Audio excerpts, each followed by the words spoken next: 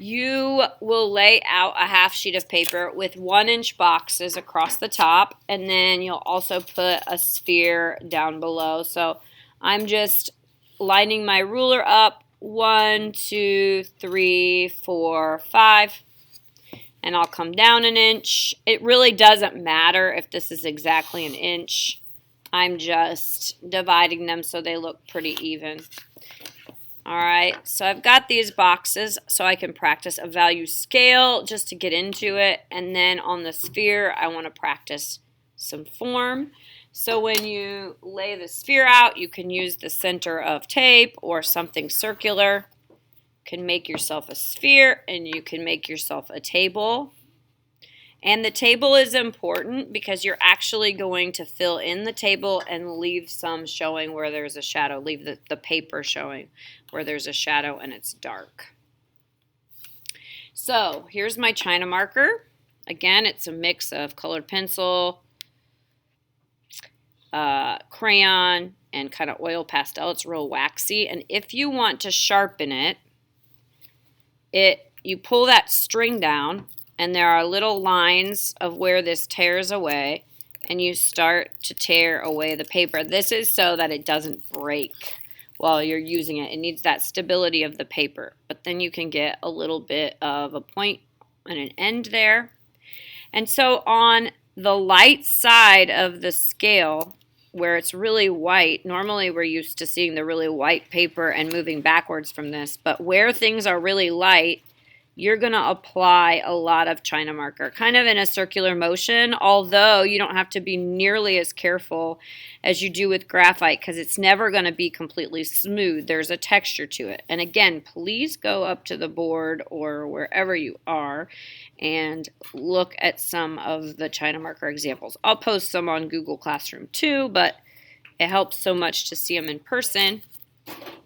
And then as I start to press less and less white goes on the page. Okay, so now that next box is becoming kind of a gray tone. The next box I'm pressing even lighter. The next box I'm pressing even lighter. The next box, I'm barely pressing at all, and I'm going to fade out to black. Do you guys see that fade right there?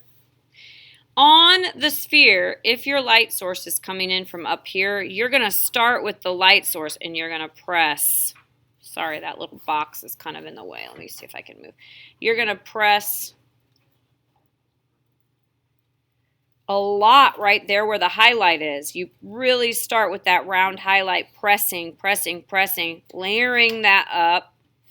Again, you see, and then as you go down the sphere, you're going to fade down and start pressing less hard at the bottom where you have that curved shadow.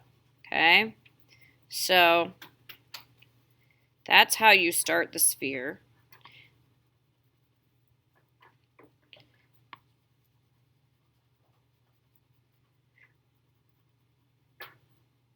I'm going to fade out into nothing. Take a little more time doing it than I am doing it because this is not going to be the best one in the world. But it'll give you the idea. So it goes, you just have to reverse your brain, which is harder than you would think sometimes.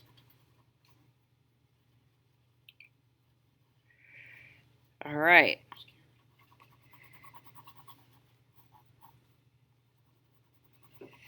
Could blend that for a long time, but I won't spend forever blending it. Okay, so then when you put your shadow in down here, that shadow is barely going to get any shading in it. Okay, you'll barely kind of fade on the edge, and then your table will be white, and you can make it really white, like wider up next to your sphere if you want. All right, I won't fill in the whole table right now. I'll just do like a little bit around the shadow to show you. You can find it kind of fade out at the end of the shadow. Then I'm going to press hard and I'm going to make this table white. Okay, so again, I'm not going to finish this whole one, but this is what, if you spend some time doing it, This is what it should look like. And it's going to be just the opposite of your graphite sphere. Okay? And then from there, we'll jump into our next project. But this will give you a place to start with China marker, at least the feel on the paper.